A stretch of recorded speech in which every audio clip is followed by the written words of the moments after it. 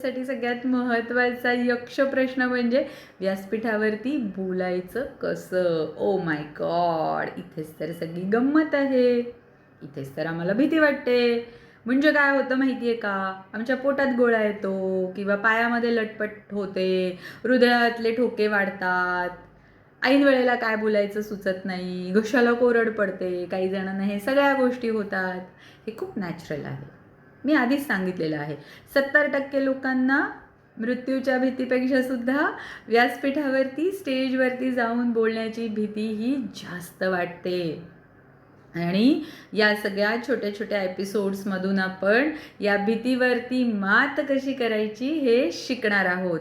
आणि माझी पूर्ण खात्री आहे, हे सगळे जे सबस्क्रायबर्स आहेत, व्ह्यूवर्स आहेत, थोड्या दिवसातच तुम्ही 30% लोकांमध्ये निश्चितच येणार आहात. करेक्ट? रेडी? जर तुम्ही तयार असाल तर टाईप करा कमेंटमध्ये, I am ready to transform, I am ready, I am confident, I am ready to overcome my fear, my stage fear. मी माझ्या भयावरती मात करायला तयार आहे. मी माझ्या मनातला ब्रह्मराक्षसावरती आता विजय मिळवणार आहे. And blah blah blah. जे काही आहे, जे काही तुम्हाला वाटतं आहे ते लिहा, ॲफर्म करा. आणि आता पुढे जाऊया. आता 2 गोष्टी व्यासपीठावरती बोलायच्यासाठी, 2 महत्त्वाचे घटक तुमच्यासाठी आवश्यक आहे. पहिला म्हणजे श्वास आणि दुसरा म्हणजे आत्मविश्वास.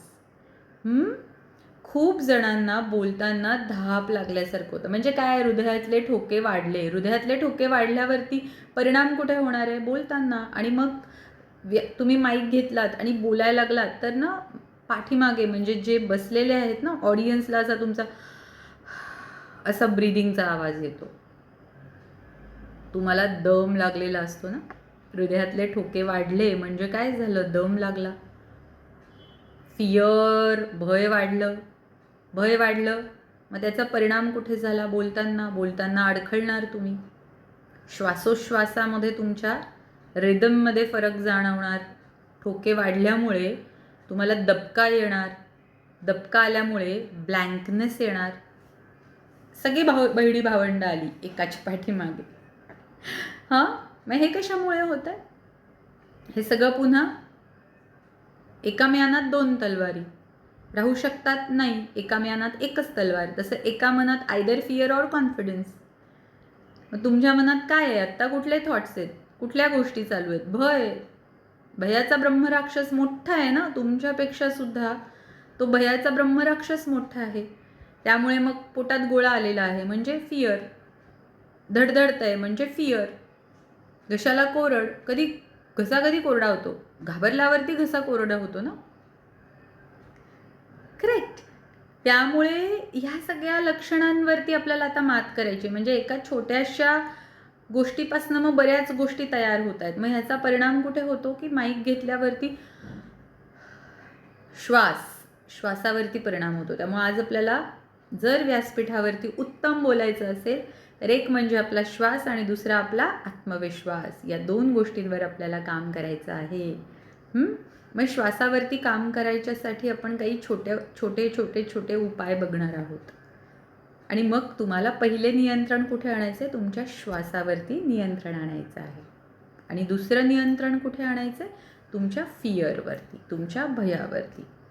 आत्तापर्यंत असंख्य ठिकाणी वक्ता म्हणून गेले, असंख्य लोकांना कोच केलं, पब्लिक स्पीकिंग, स्टेज डेअरिंग. एक प्रश्न मी विचारते की का बरं तुम्हाला इथे आल्यानंतर भीती वाटते? सगळ्यांचं एक कॉमन उत्तर आहे. 95% लोक तर मला एक कॉमन उत्तर अगदी आरामात देतात. आणि ते उत्तर आहे ते म्हणजे, मधुरा मॅम, आम्हाला इथे आल्यावरती भीती वाटते. म्हणजे काय? मी विचारते. मला थोडं खोलात जाऊन विचारायची सवय आहे. कारण मुळापर्यंत जाऊन काम केलं तर मग ते मूळच नष्ट करायचं आपल्याला. म्हणजे काय वाटतं? नाही, आम्हाला धडधडतं. म्हणजे का बरं धडधड? नाही, मग एक कॉमन उत्तर येतं आणि ते उत्तर असतं की आम्हाला वाटतं की आम्ही इथे आल्यानंतर जर बोललो तर आमच्याकडे लोक बघून हसतील. लोक बघून हसतील म्हणून हे स्टेजवरतीच जात नाहीत कधी. लोकांचं काम आहे, त्यांना छान काम दिलेलं आहे, हसायचं. तुम्हाला काम दिलेलं आहे कॉन्फिडेंटली स्वतःची अभिव्यक्ती करायची. तुम्ही तुमचं काम करा, ते त्यांचं काम करतायत, ते प्रामाणिकपणे करतायत. मग त्यांच्या कामामध्ये ते अडथळा आणत नाही आहेत. तुम्हाला हसण्याचं, तुम्हाला ट्रोल करण्याचं काम ते उत्तमपणे करतायत. तुमचं काम का बरं तुम्ही विसरलेले आहात? आणि 95% म्हणजे आत्तापर्यंत ऑलमोस्ट जिथे कुठे कार्यशाळा, वक्ता हा कार्यक्रम तर होतोच होतो. अनेक ठिकाणी मुद्दाम या विषयावरती म्हणजे 6-6, 7-7 वेळा मला बोलवलेलं आहे. हा विषय ऑडियन्स वेगळा असतो मे बी. संस्था एकच असते, ऑडियन्स वेगळा असतो, पण प्रत्येक वेळेला हे उत्तर ऐकायला मिळतं. मग मला सांगा, तुमचे कंट्रोल दुसऱ्यांच्या हातात दिलेले आहेत, मग लाईफ कसं जगाल, आयुष्य कसं जगाल? दुसरे हसतायत म्हणून तुम्ही स्टेजवरतीच जात नाही आहे, स्टेजवरतीच जात नाही आहे, कॉन्फिडन्सच वाढत नाही आहे, कॉन्फिडन्सच वाढत नाही आहे, मग व्यवसाय कसा करणार आहात, व्यक्त कसे होणार आहात, ग्राहक कसे क्लोज करणार आहात, नेता म्हणून इतरांवरती प्रभाव कसा पाडणार आहात, इन्स्पायर कधी करणार आहात, इम्पॅक्ट कधी करणार आहात, इन्फ्लुअन्स कधी करणार आहात, या सगळ्या गोष्टी कधी करणार आहात? जे तुम्हाला करायचं आहे ते करायचंच नाही आहे आणि इतर त्यांचं काम करत आहेत म्हणून तुम्ही का नाराज होताय? हा पॅटर्न ड्रॉप करायचा. आजपासून, आत्तापासून स्वतःच्या मनाची तयारी करा की लोक काहीही म्हणाले तरी सुद्धा मी माझी सहज अभिव्यक्ती करत राहणार. करेक्ट? माझी स्वतःची गोष्ट एका व्हिडिओमध्ये मी सांगितलेली आहे, लेबल्स ती बघा. त्याच्यामध्ये मी माझी स्वतःची स्टोरी सांगितलेली आहे की काय झालं होतं आणि मी त्या भीतीवरती किंवा त्या गोष्टींवरती, भीती नाही म्हणता येणार, मी त्या एका नेगेटिव्हिटीवरती मी कशा पद्धतीनं आणि आज माझ्या लाईफमधली सगळ्यात मोठी ॲसेट म्हणजे ज्या गोष्टींवरनं मला चिडवण्यात यायचं तीच आज माझी सगळ्यात मोठी गोष्ट आहे.